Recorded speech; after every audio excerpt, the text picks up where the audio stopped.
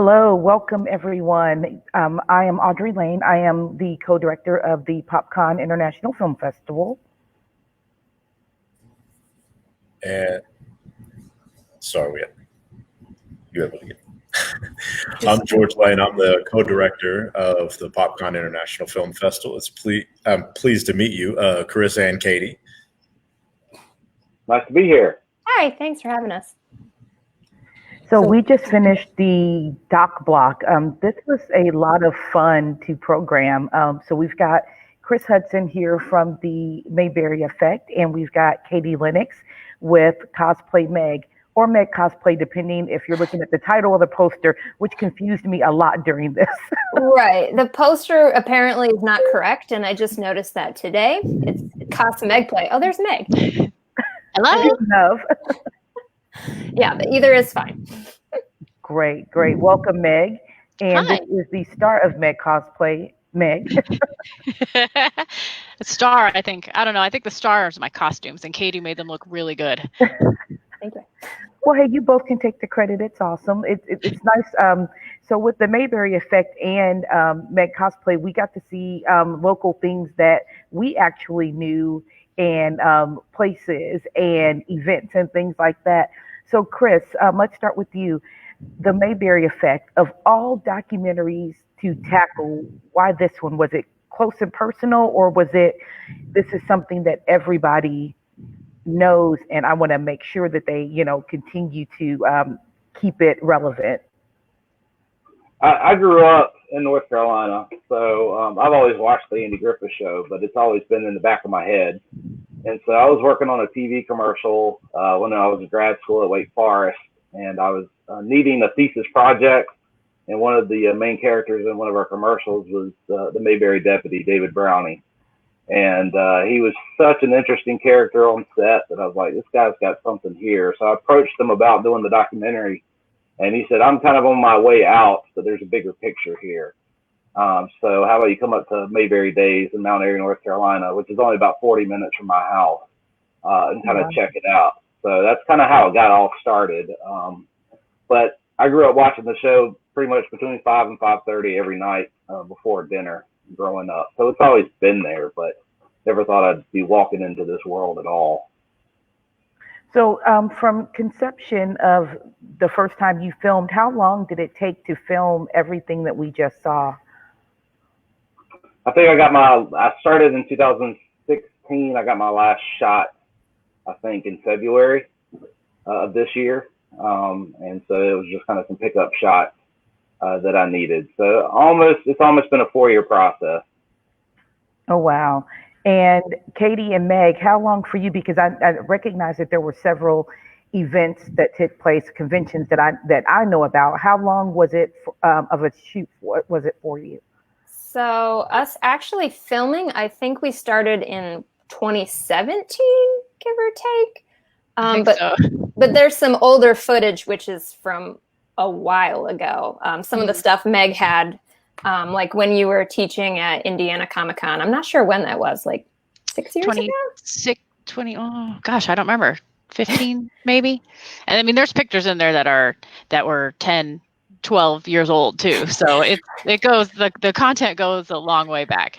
Yeah, it does. What you had to kind of include those so we could see the transformation and where you started to where you are now. And I think that's exactly one of the pieces that was really important about the whole topic of cosplay. No one's first costume is perfect. No one gets to this level of game just immediately. So you've got to kind of take some bumps and bruises and learn the tricks. And like you said, you've learned how to do all these amazing things with cosplay.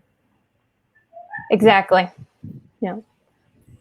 Now, one of the questions that I have as far as putting some of those pieces together with the costumes is, what is it that's more difficult? Is it dealing with the LEDs? Is it some of the certain fabrics that you're working with and making that work? What is it that is the most difficult aspect of putting these things together?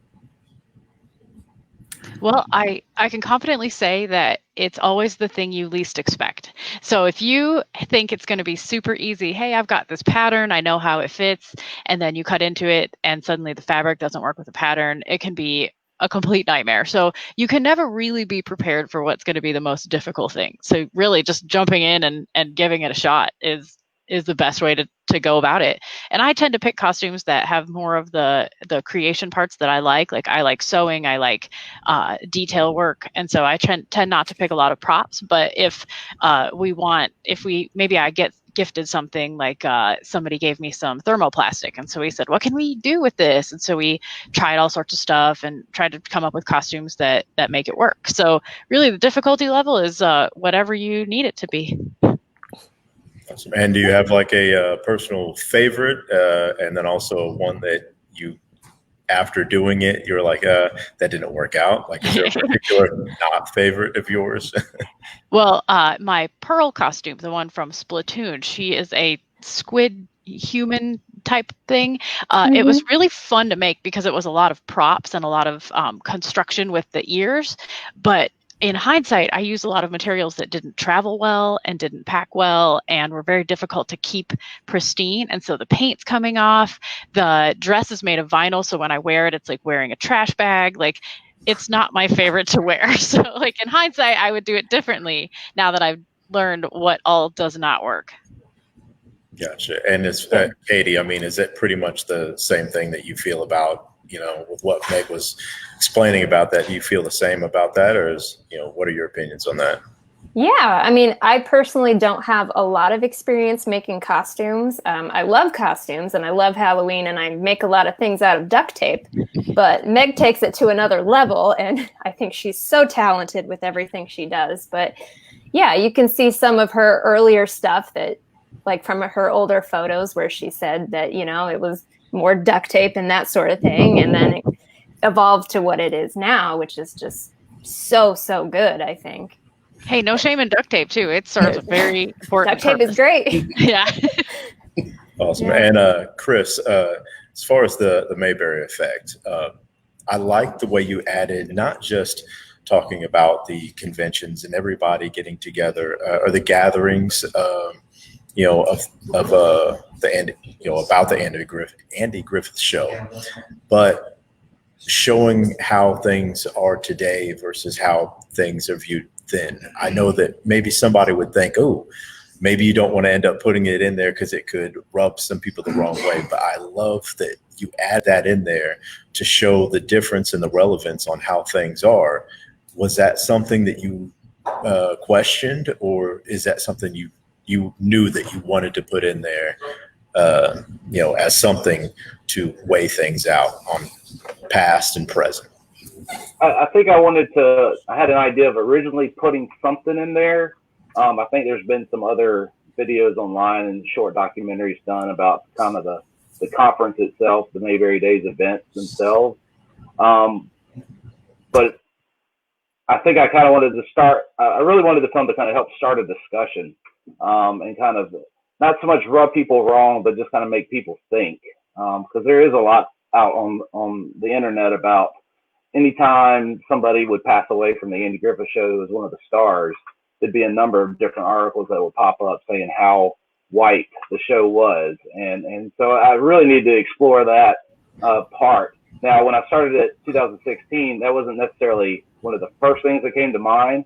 I just kind of wanted to show how it affected our entertainment industry or certain characters and just kind of follow some of the tribute artists around. But my professors at Wake Forest kept saying, go deeper, go deeper, go deeper. They wanted me to add some Trump elements to it, and I just wasn't comfortable with that at all. But now I think it's even more relevant in what we're going through today. And, when you have that discussion that the Andy Griffith Show was a white show, it really wasn't. Kind of like I said in the documentary, it really is more about a show of love and acceptance no matter where people are coming from. So that's kind of it went a big circle. It started from one point where I thought it would be, and then it kind of came back to that point. But it took almost 4 years to get there. So I'm very happy with it now. I think any good documentary has to explore different sides of any topic, and there's always going to be those questions or those comments that come up, and I like that you didn't shy away from them and you went right into it and discussed it, and it didn't need a super long discussion because that wasn't the focal point on it. It is a show, and everyone says the same thing about it. A lot of times, Andy Griffith, no matter who you are, sometimes you run into people, and if someone's doing a Barney Fife, you know what it's from. Or if someone's talking about it, it's like Andy Griffith, everyone has watched it. At least you know, you kind of get that feeling. And if someone hasn't, you're like, what? You've never watched Andy Griffith, you know? So there's all these things. So going back into the filming, which kind of plays into the what you were just talking about, how many states did you go in to or follow this? You know, the Mayberry days. Let's see, North Carolina, South Carolina, Indiana, Alabama, Tennessee, Virginia, and then I flew over to England and met with two psychology professors at Southampton University, right outside of London. And both had lived in Chapel Hill, taught at Chapel Hill, got their doctorate at Chapel Hill. So one was from Greece, one was from the Netherlands.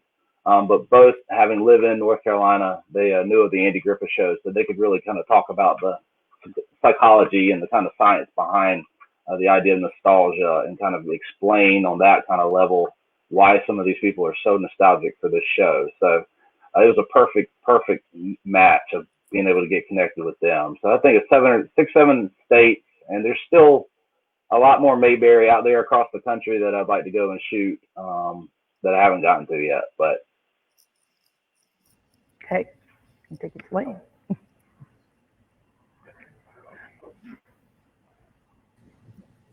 Yeah, and I do appreciate what you had ended up saying about, you know, about Mayberry, and you were mentioning about it being about people claiming it is about being too white or just being white, because her and I even watch many shows, you know, classic shows that we've been fed some idea that there wasn't lots of people of color in past shows and older shows. But when we go back and we start watching a lot of them, we find out that that's not as true as what we expected. You know, we're watching Quincy and many of these, what was that, Emergency? Many of these older classic shows that, you know, were much more diverse than what I think people's minds they imagine things to be, you know, or the memories are short. You know, there's a lot of TV out there, and sometimes you forget those older shows that, you know, and even if it didn't delve on it for a long time or throughout many things, they were still there. There were, you know, people of color that were doctors, and the nurses, and just all kinds of the postman. I remember the in Hazel, there was the black postman that was, you know, there, and I was like, oh, I totally forgot that this character was on here, you know, and things like that. But I think the Andy Griffith, it's just always so, you know, heartfelt and welcoming. You know, I always loved it as a kid. Going back to MegCosPlay, excuse me. How many shows did you travel around to? Because I thought that I recognized Gen Con and maybe Dragon Con. How many places did you two go when you were filming this? Well, she actually went on her own to a lot of those things, and some of it was actually cell phone footage because I wasn't able to go. But I know you definitely went to Dragon Con for sure. Where else? Somewhere in DC. Yep, KatsuCon. MagFest is also in the same hotel as KatsuCon. We've been to, we go to Gen Con, PopCon, Indiana Comic-Con. I see there's a hater in the comments. I guess if you don't like conventions, don't go to them. And I'm not sure why you're here if you don't like conventions. But I personally am really missing them. I'm really looking forward to getting together with my friends again and seeing everybody in the fandom together. We shot at pictures at cons all over the country. I am really missing the big one this year that was recently canceled was Dragon Con. And that is one that is like, we refer to it as Nerd Mardi Gras. And that one is so much fun. It runs 24 hours a day. cosplay is for everybody. So it's for every type of person, every age, from everywhere, and everybody gets together in one place and celebrates it. And that is, we're all going to miss out on that camaraderie this year. So it's really great you guys put this together so everybody can feel a little bit more together in these times. Well, and that's Agreed. exactly why we did. We still wanted to have that experience, and it's funny because with what you do, so many people want to do it, and I like that we get to see like see how you've grown in the places you've been, and not just that, but how you've learned how to make it work for you. A lot of people want to do it, but they don't know how to do it, or they're worried, oh, it's gonna, cost all this money, but you can do things in a different way and go get used items like you showed us. But the other part of that is so many of our panels were makeup application for cosplay. Now the cosplay 101, plus size girls in cosplay. There's all these different angles of cosplay that are so important to PopCon, and you've got people that are doing various ones because you want to kind of relate to everyone, or it may be something that you just a character or anything. So it's really nice that, there was that marriage of that, because you are doing it, you're showing it can be done. And then they are kind of taking it in different steps here. It's like you got beginners, you got advanced, you got all this stuff. So I think it's really important, especially to the comic conventions. And there's cosplay in all of them, but I think it's in these where you really get the vast game step up. It's just like all these amazing levels. So yeah, I'm sorry, I kind of took George's question time, so I'm going to let him answer.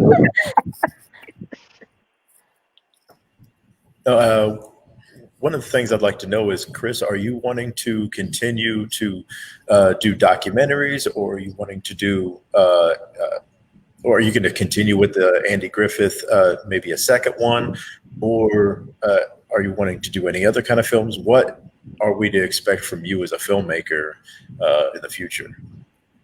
Right. There's so much I had to cut out of this film that I would love to put into kind of a second film. There's, I think, a bed and breakfast out in Wisconsin that's modeled after the Andy Griffith home that I didn't get out to yet. So I'd kind of like to go see that. And just kind of go follow some of the other tribute artists around. So I think there's more there, whether it's another documentary or a TV series or doc series or something. I don't know. I think there's plenty to carry that. I think for the future, this film was so much fun to make. So I just enjoy being around positive people the whole time and having a really good time. But the two that I'm working on now that are kind of completely opposite direction. One's about Gene Herrick, who's actually featured in the documentary. He was an AP photographer, and if you're familiar with some of the Martin Luther King and I'm trying to think of the other lady, Rosa Parks picture of her getting her thumbprint there at the courthouse, he took those pictures, and so he and I've been working on something for the past couple of years. He's like 94 years old now, but his stories about all the pictures he took for the AP are absolutely incredible.